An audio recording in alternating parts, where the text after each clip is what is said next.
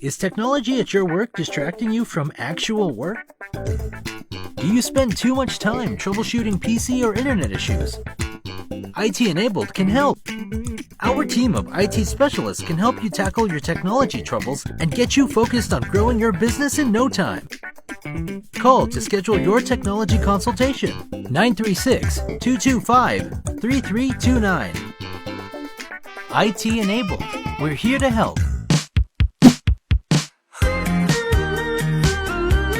We are happy to have Kelly Holcomb. Kelly is the Executive Director of ANRA, which is the Angelina and Neches River Authority. Yes, ma'am. Absolutely. Why don't you tell the listeners, Kelly, your background, where you grew up, how you got here, and how you got to ANRA? Wow. I'm getting old. 52 years ago we moved here. 54 years ago we moved here from Rusk, Texas. Okay. Born about 40 miles up the road. Lived here all my life ever since. Been off, doing different things in my younger days. Came back, and literally been here since we were about 6 years old. Yeah. And Lufkin's my home. It's been my home ever since. And raised 5 kids, wife, I think 14 grandkids at current count, if I'm not mistaken. So we're vested in the community for sure. Sure. And how long have you been with ANRA? I went to work for the River Authority in 1991. So I celebrated 30 years on the job last February, this past February. I've been the general manager since November 2008. So what was that, 12, 13 years now, going on 13 years. Okay. Seen a lot of changes over that time. Well, so, a lot of people hear the acronym ANRA, but I don't really think they understand what it is that y'all do. So why don't you give a background on what it is that ANRA is? Yes, ma'am. So usually when you, at least back in olden days, when you mention the word, the acronym ANRA, they thought of the Angelina River Railroad. Right. We still get confused, some, but not nearly as much as we used to. Mm-hmm. So the River Authority is a governmental entity. It's a special district under the law. Our basic legislative mandate is to deal with water quality related issues. Water in any of its forms, we're authorized to issue debt on, to contract for, to buy facilities to improve, anything related to water. Water and sewers are literally our claim to fame. Mm-hmm. Awesome. So, when you talk about water and sewer, I know that you help the city and the county with water rights, things like that as well. Is that correct? Not so much water rights. That has been an issue in times past. The River Authority's got a 17 county jurisdiction. All are part of 17 counties. Okay. The Neches River Basin is about 10,000 square miles of basin. Our jurisdiction is 8,500, give or take. Wow. Okay. A few miles of that. So it's a pretty large basin that runs all the way from north of Tyler all the way to Sabine Lake down on the south side. One of the things that the Neches River has is water. We got plenty of water. That's right. And water rights have been an issue in times past. Things have kind of calmed down in recent years because we haven't had any real demand for new water supplies. So therefore, if you get into a big drought or something like we did in 2011, then everybody starts worrying about water and water supply and who's got it and how we're going to get more of it. But since that time, things have been relatively calm. We've been focusing more on sewer-related issues in our part of the world. Okay. And how does the sewer play into what you do? How does that kind of, how do you, when you say sewer-related issues, kind of tell us what does that mean? And Well, for example, we have a Clean Rivers program. That Clean Rivers program is a state-initiated program. Every square foot of the state of Texas has a program partner that monitors activities within their jurisdictions. We're one of those. We are required to do monitoring, water quality monitoring up and down the basin. I think currently we're doing 37 different sites in the Neches River Basin. As part of that, we have to do what's called a basin summary report every 5 years. So every 5 years, you collect all this data for the previous 5 years, and every 5th year, you have to report on in great detail all of this data. As part of that 5-year report, we have to compile what's called, golly, I just went blank. It's a 303D list. It's a list of impaired water bodies in the state of Texas throughout the entire country, but in this case, in our Neches River Basin. 5 years ago, that report showed that we had water bodies in the Neches River Basin, about 60% were impaired. Low dissolved oxygen for elevated DOs or fecal coliform, E. coli, all pathogenic organisms that cause disease, right? This past report, we were down to about 45% of the water bodies in the Neches River Basin that were on that list. So what that means is all the work that we've been doing the past 5 years, we have netted about a 15% reduction in impaired streams in the Neches River Basin. So what do you do to try to help the river basin become healthier, I guess? It's all about raw sewage these days. Yeah. I don't know if y'all are aware, but we took over the Angelina County On-Site Sewage Facilities Program back in 2016. As a result of that, we have 150 complaints annually for septic systems that don't comply with state law. Got it. Okay. So we actually have guys that go out and investigate these complaints and validate them. If they're validated, then we have a process that we go through that's mandated by the state to rectify those or to mitigate them. That doesn't include the 300 some odd septic system permits that we process on an annual basis on a routine manner. In times past, let me back up. There are two primary points of pollution. Point source pollution, I can look at that pipe in the ground, I can say there's pollution coming out of that pipe, or non-point source. We don't know where it's coming from, but there it is in the creek right there. Right. Typically, non-point source pollution comes from septic systems. Right. Okay. Nationwide, the EPA compiles all this data, and somewhere between 60 and 70% of the pollution that is domestic pollution comes from septic systems. Are they just seeping into the water table? Yes, and sir. It gets into the Yes, water? sir. Interesting. Yes, sir. Failed or non-existent septic systems. Interesting. So we have been successful in recent years, in the last 10 years, in getting grant dollars brought to East Texas to replace septic systems, to do specialized monitoring, to target water quality, localized water quality impairments, and to determine what those are. One of those being, like the most recent one, the Redland Estates project.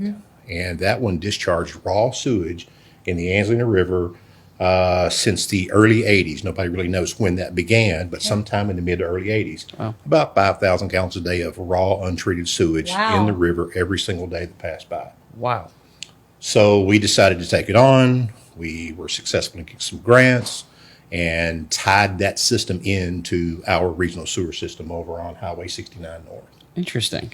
So I know over the last few years, ANRA has changed. Some of your initiatives and programs have changed. Why don't you tell us about those? Oh, we have taken a lot of time and resources to focus on what's important. Prior to me becoming general manager, our sole focus was our lake project up in Cherokee County. In recent years, since 2012 actually, we have focused on problems in the basin. You like the Redland Estates project. It has been a problem for a long, long time. Nobody was successful in bringing a solution to that. Well, you take that one little problem and you look up and down the basin and you have that scenario playing out over and over and over and over again, whether it's water supply, like our Prairie Grove Water Supply Corporation that we just assumed control over, or to more rural systems up in the northern part of the basin that are smaller, have no resources, or for example the Zavala, that's near and dear to Angelina County, the Zavala and Highway 147 area, huge problems, no water supply to any great degree. Wastewater treatment is almost non-existent except for the city of Zavala. So we have been focusing on problems, and you look around and there are a bunch of problems in the water and sewer related environment. So I'm sure that your goals of what you're trying to achieve change constantly. They do. It's large part in response to what government, Washington, D.C. and Austin, the dictates and mandates that they implement. Right. Yes. So what's maybe your number one goal right now that you're working with? Well, our number one goal right now is to regionalize the Rivercrest wastewater treatment plant. That one's been near failure for the past dozen years or so. And we were successful working with Senator Nichols and Representative Ashby to have that district, that entity, the government entity dissolved, and then regionalizing that treatment plant into a regional sewer system. So Interesting. we're about to close on loans to actually fund the construction of those activities to actually, demolish the old plant and tie it into the new one. Okay. So that sounds like a proactive project, right? So you're seeing kind of down the road that this could potentially fail, yes. and you're trying to kind of head that off at the pass a little bit on One that. of the things we've learned over time, whether it's water or sewers, things don't just fail. Right. There are years in advance of it's a slow decline toward ultimate failure. Right. For the Prairie Grove water system, which is just south of town, that was the case for it. A customer base that was dwindling, regulations that were increasing, and no new sources of revenue. And if you don't do something to generate new revenue, falls you apart, can't yeah. meet the new, more stringent requirements handed down by the EPA and the TCEQ. Interesting. So at some point, that system fails. Right. What do you do then? Well, Right. that's a 10-year decline, or maybe longer in some cases. Right. So it's not a fall off the cliff kind of failure. It's more of a slow, steady decline and into obscurity. And then you look up and go, oh, that's raw sewage being discharged to the river. What happened? Right. Interesting. So you have authority in the name of the organization. Where does that authority come into play? So obviously, kind of heading this off at the pass and trying to do that, but where do you actually kind of impact change with that? Well, that's a heck of a question. And we found out in a break here a second ago that it does not have anything to do with issuing boat permits, or No which is boat what I permits. thought. I Correct. thought that the organization was just in charge of the water flow and the boat permits. But I was getting ready to ask about like where dams go and the water flow, and I was completely wrong. But, Golly, boy, those are all big questions, I right? know. So I can tell you this: we don't have control over San Bernardino Reservoir. That is a Corps of Engineer-owned lake. Awesome. So we don't issue boat permits. We don't do anything on the reservoir itself. We don't Right. control lake levels. Right. So if you have problems with lake levels, don't call us. Call Fort Worth Corps of Engineers. Right. And let them know what your issue. Now, what about water quality though? Is it in the lakes? Is that included in the basin or? It is. So Okay. surface water quality, surface water in the state of Texas, just kind of as a 101 educational point here. We need What- 101. I need Water, Yeah. I need water, 001. Well, water falls out of the sky. Water in the sky belongs to whoever can catch it. Right. Water falls out of the sky, hits the ground, and travels the tiniest fraction of an inch. It instantly becomes waters of the state of Texas. Interesting. Groundwater. At that When point. that water hits a stream, it becomes jurisdictional waters of the United States federal government. Interesting. So when your earlier question about what do we have authority over, when we were created initially in 1935, we were the authority, as were other entities like us all across the state. Right. And then over time, what is now the Texas Commission on Environmental Quality was created. They took some of our authority away. Texas Water Development Board, which is more surface water, drinking water related stuff, they took some of our authority away. Parks and Wildlife took some of our authority away. So what do we have authority over these days? That's really a good question, and it comes down to what we own and can control. Right. We have ultimate authority over.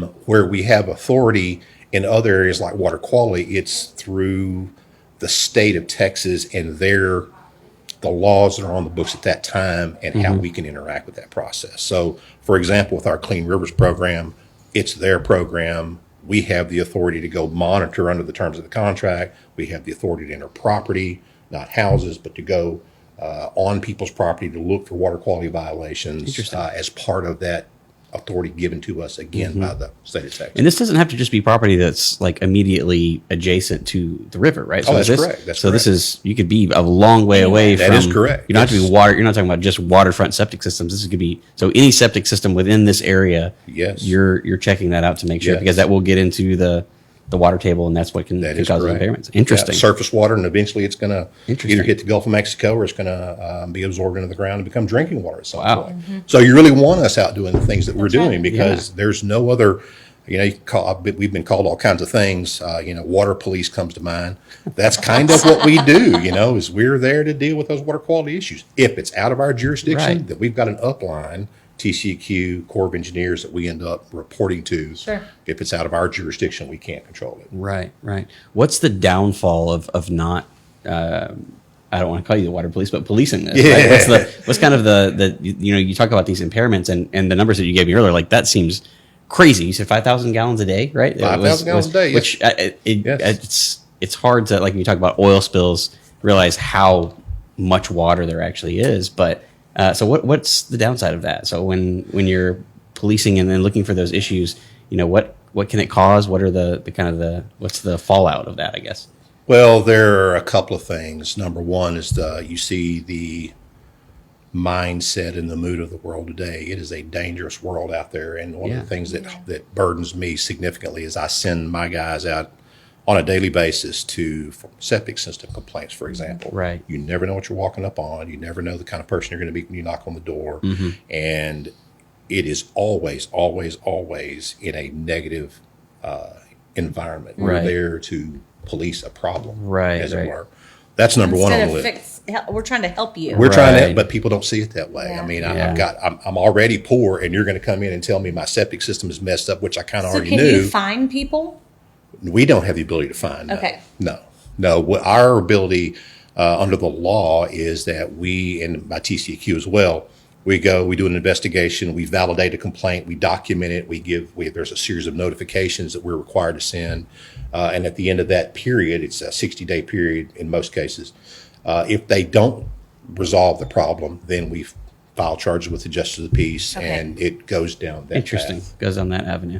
In some cases, we'll get TCEQ involved because they have greater authority with the Attorney General's office than we do. But that's a rare event.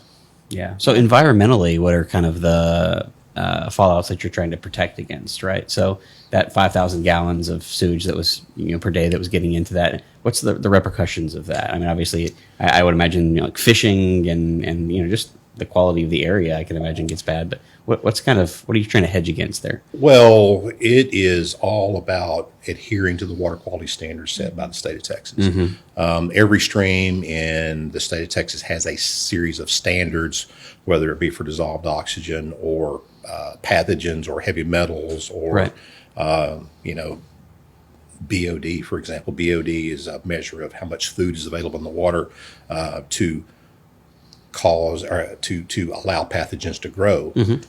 Well, those are pretty serious standards, and the state contracts with us on an ongoing basis to do the monitoring. So the state of Texas is spending millions of dollars a year to help hedge against those water quality violations, because that's number one. You want to be able to get in your boat and drive to Sam Rayburn and go skiing and not contract some flesh-eating bacteria. Yeah. That's kind of important. It's very important. and you're seeing it creep in more and more and more these days. Yeah. You don't have these problems further west from here because they don't have the stream flows like we do. They tend to have Right. very confined stream flows that flow up out of the rock. Interesting. Ours are overland stream flows because we get more rainfall. That's right. Right. So your cattle grazing operation, your septic system, whether it's compliant or not, adds to that load. Right.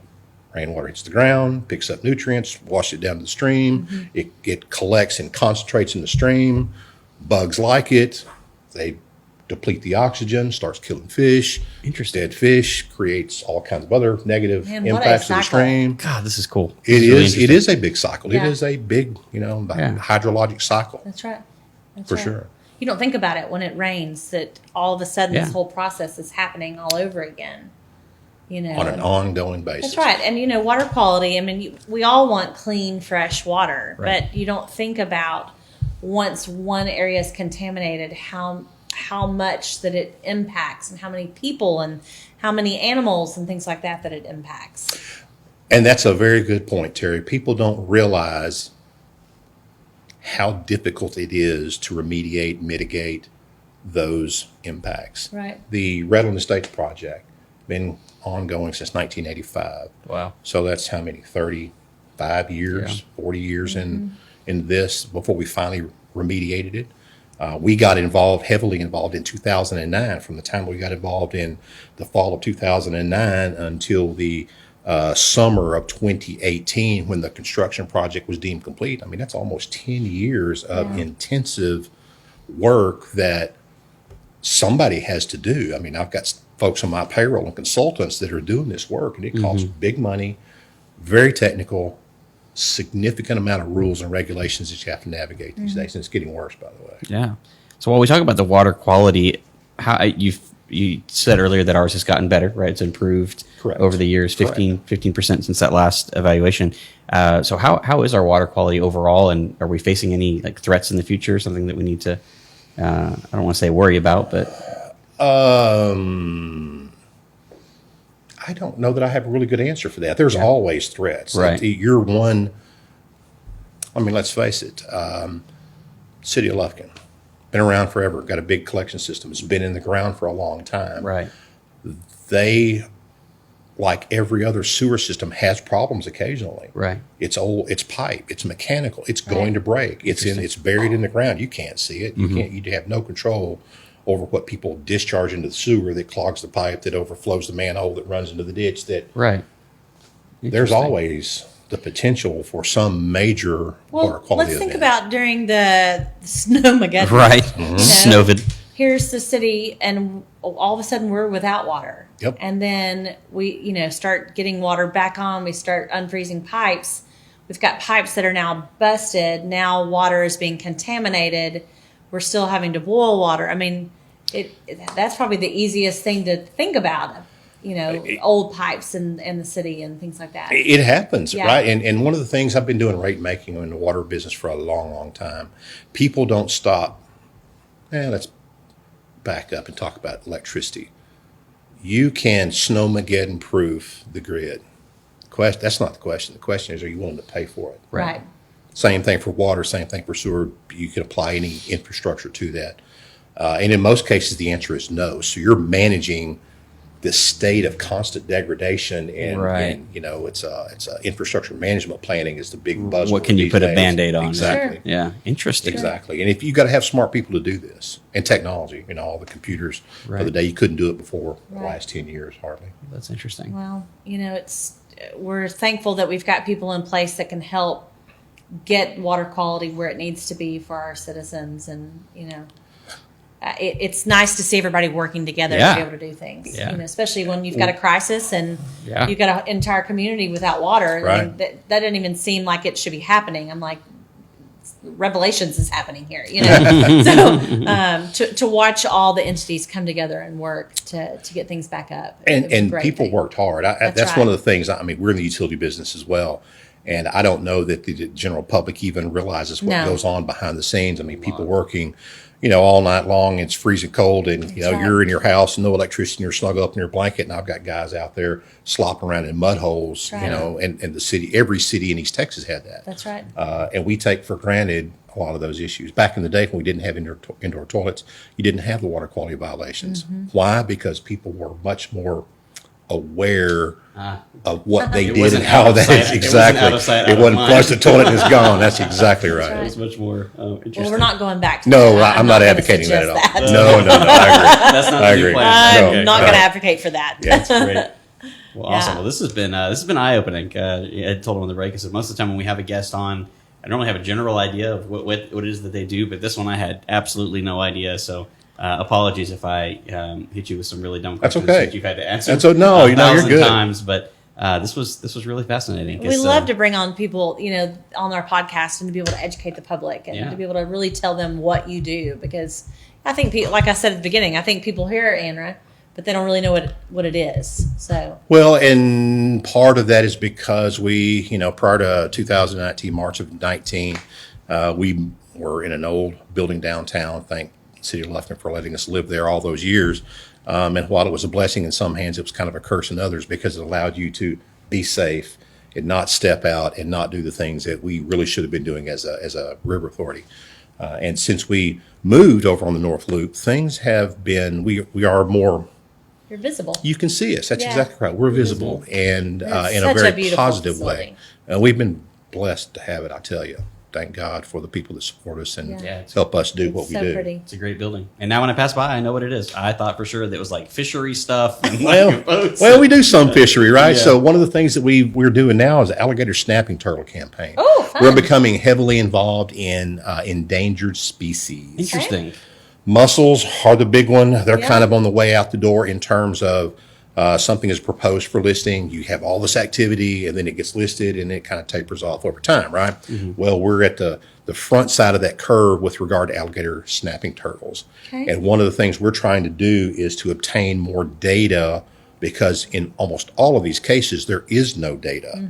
So we're trying to obtain more data prior to its listing. And I believe it is wildlife@anra.org, if I'm not mistaken, is the email address. So you see a snapping turtle, you catch one, you see it on the bank, you take a picture of it, it'll automatically geotag the coordinates, lat long coordinates, email it to us, and then we log that into a database.